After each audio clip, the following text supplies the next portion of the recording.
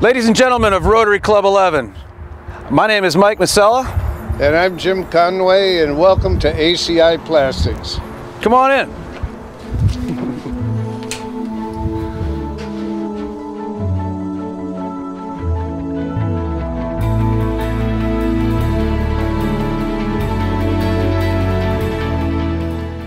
Jim, thanks again for allowing us to come here and interview you today. Let's get started. Why did you get involved in Rotary? Well, actually, I was brought to a Rotarian meeting by a person who was on the board with me at the Southside YMCA, and I liked what I saw, and he put me in as a potential member, and I was accepted, and that's pretty much how I got to be a member of Rotary. How and when did you get involved in public service?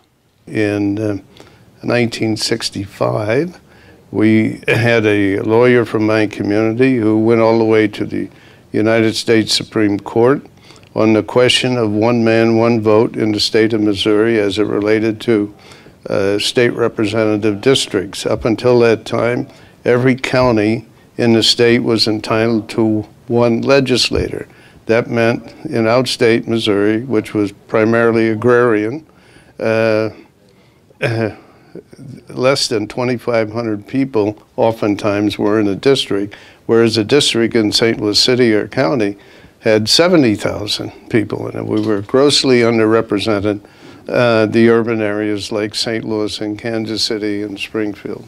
Then as a result of that, they had to redraw the districts, and St. Louis got twice as many. St. Louis County got twice as many as they had before, and I happened to live in a district that I wasn't assured of having any kind of claim to. It was drawn for somebody else. I just was not smart enough to know that.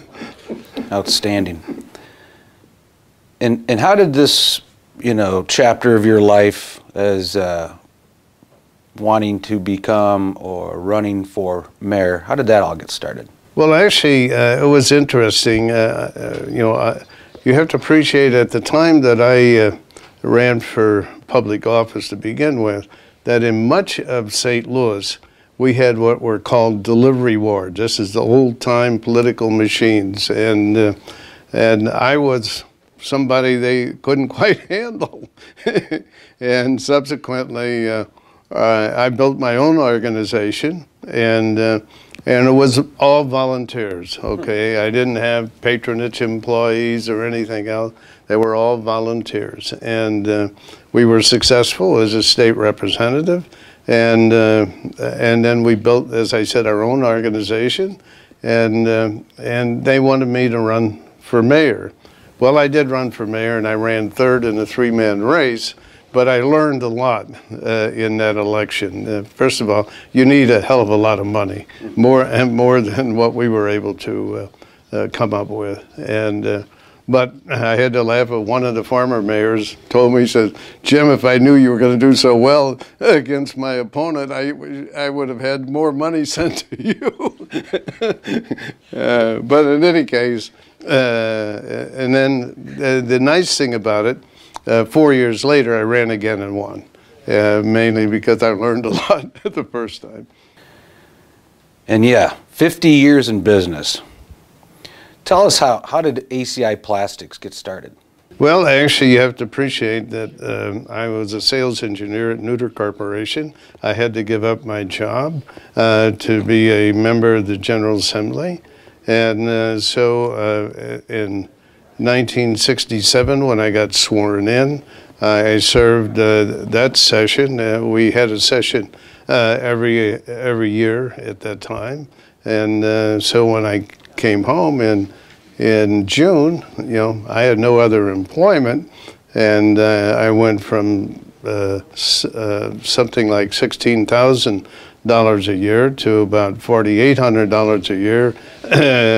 Back in 1967, and I needed other employment, okay? And then what I did is I put together a firm called Architectural Coatings, Inc., And what we did is we had some very specialized applications of coatings on exteriors and interiors. And the problem is I went out and sold a number of jobs, but found it was very difficult to apply.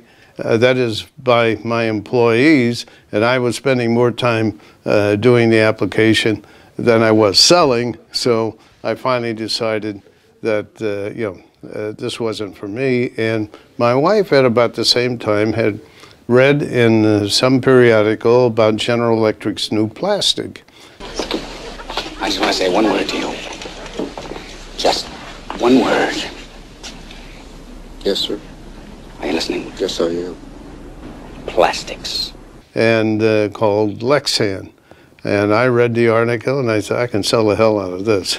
And I did. And I contacted GE and they gave me the runaround to a certain extent because they already had distributors. So, but they gave me a contact in Lenai, Pennsylvania. I worked out a deal with them and I went out and sold. You had to appreciate that Watson, California was going on at this time. And with the St. Louis Public Schools, what they were having the problem with is on a weekend, for example, in January or February, they'd be on the school lot and they'd break out a bunch of windows. The pipes would freeze in the schoolhouse and they'd have $100,000, $200,000 worth of damages in the schoolhouse. So it was kind of easy for me to go down to in various locations where industrial plants were and see broken windows and introduce people to this product. And we ended up selling the largest single order. We weren't even a distributor. And we sold the largest single order to the St. Louis Public Schools. And Jonathan Smith, then of GE, made sure I got a distributorship. It's amazing how networking and alliance building, are paramount back then and even still today. What would you say is your favorite Rotary moment? Well, there's so many, and I was thinking about this the other night, and I can tell you one of the most memorable ones, okay, came when I was just elected president, and my international Rotary meeting was in Seoul, Korea. And so we put together a group who wanted to go along. We had, there were 4 couples, and one was Jack Simon, the other one was Roy Wurst, and Ed Merkel, and myself. Now, when I was mayor, the city of Nanjing and St. Louis were the first 2 cities between an American city and the People's Republic of China. And so I already had some attachment there. So I said, let's make this a decent trip. So we went to Bangkok, we went to Hong Kong, we went to Nanjing, we went to Beijing. Now the interesting thing, well, in Beijing at that time, they were having those protests. I don't know if you remember, in Tiananmen Square. And in any case, we were there. And it was amazing. We went up on top of a public building to look down, and I had never seen 1 million people together at one time. And it was amazing. All their hair color is the same, and it just looked like ripples in the ocean when you look down. There were so many. Now, the irony of it is, we're in a little touring bus, and there's 4 couples, and we have a very large Chinaman who was conducting the tour. And then, of course, we had a driver of the bus, and he's telling us this, that, and the other thing. We're going back from Tiananmen to the hotel, and there was the guy who was driving had to slam on the brakes. The big guy who was the tour director fell in the bus, hit his head, and was unconscious. And here we are, 4 Rotarians in China, can't speak Chinese, and we have a driver and we have a tour guide who's out cold, and we don't know what to do. And so we finally convinced the guy, get us to a hospital. Well, we were 50 yards from the door of the hospital, and now you got the 4 of us carrying this 250-pound guy, and get him into the hospital. We find out it's not the right hospital.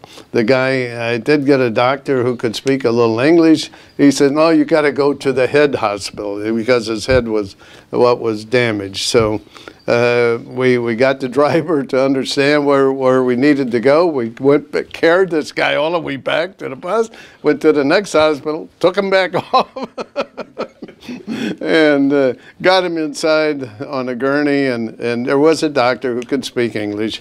And we explained what circumstances were. And we were leaving the next day, and so we deposited him there and went back and told the hotel that, that the tour guide is out of action and where he was. And then the next morning, as we were getting ready to leave, they told us that they checked on him and he was okay. Now, the interesting thing, we went to the airport to leave Beijing, and guess who was coming in?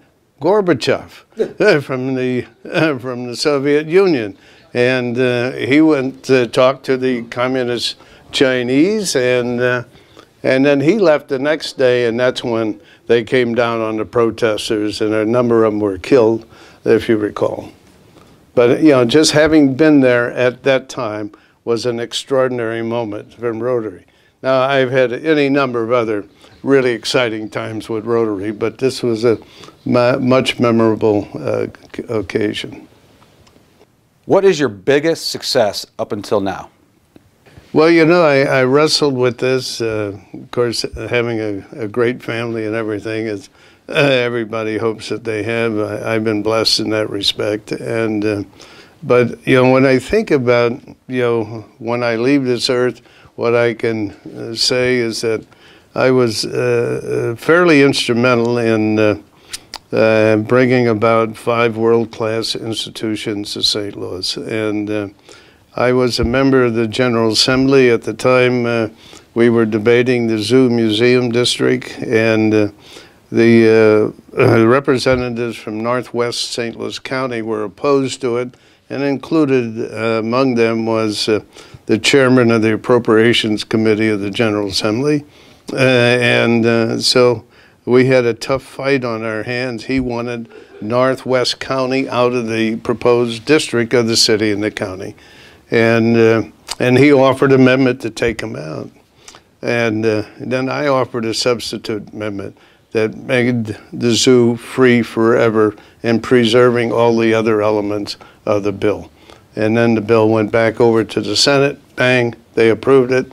And that now today, we have 5 world-class institutions in St. Louis as a result of the ZMD. And I played a little part in it. I was not the sponsor, I was a co-sponsor, but it was my amendment that saved the day. And what does your perfect day look like? Well, my perfect day is when the sun is shining and I come into this office and I'm receiving orders and I'm billing people. Like they say, cash is king, right? You gotta love it. What does your life say about you? Well, you know, that's a tough one because somebody else is going to say it and not you. But, you know, I was a person who solved problems and opportunities, and I acted on them. And sometimes not successfully, but in any case, I never left any stone unturned. Yeah, that doesn't shock me. You know, you're an engineer and you're always solving problems.